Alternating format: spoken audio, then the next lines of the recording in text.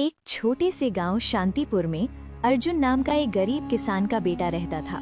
घर की हालत कमजोर थी, लेकिन उसके सपने आसमान से भी ऊंचे थे। बेटा अर्जुन, याद रखना, मेहनत कभी बेकार नहीं जाती।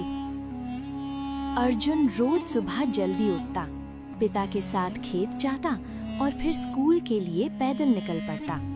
उसके पास पुराना बैग और फटी किताबें थीं। काश मेरे पास भी नए कपड़े और साइकिल होती।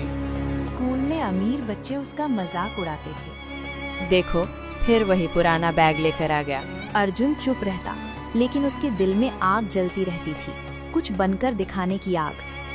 एक दिन मैं सबको जवाब दूंगा, अपनी सफलता से।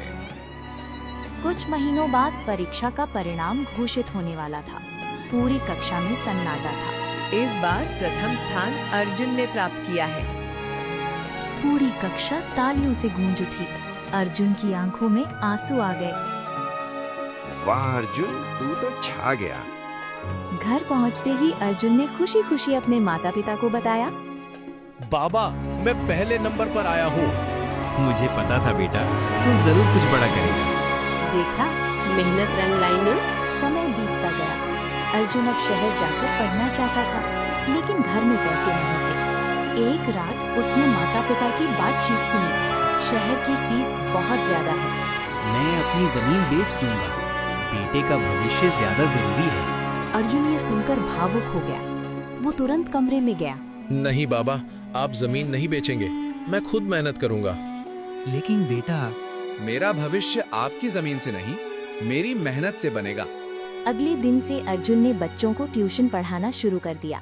दिन में खेत, शाम को ट्यूशन और रात में पढ़ाई। अरे अर्जुन, इतना पढ़कर क्या कलेक्टर बनेगा? क्यों नहीं चाचा, सपना देखना गलत नहीं ने। कुछ साल बाद अर्जुन शहर के कॉलेज में पहुंचा। वहां सब कुछ नया था। उसकी अंग्रेजी कमजोर थी और कुछ छात्र उसका मजाक उड़ाते थे। गांव से आया है, इसलिए ऐसे बोलता है। क्या मैं सच में इस जगह के लायक नहीं हूँ? अचानक उसे माँ की आवाज याद आई। बेटा अर्जुन, याद रखना, मेहनत कभी बेकार नहीं जाती। अर्जुन ने ठान लिया, वो हार नहीं मानेगा। मैं सीखने आया हूँ, हारने नहीं। उसने दिन रात अभ्यास किया। दर्पण के सामने अंग्रेजी बोलने का अभ्यास करता, लाइब्रेरी में घंटों बैठता।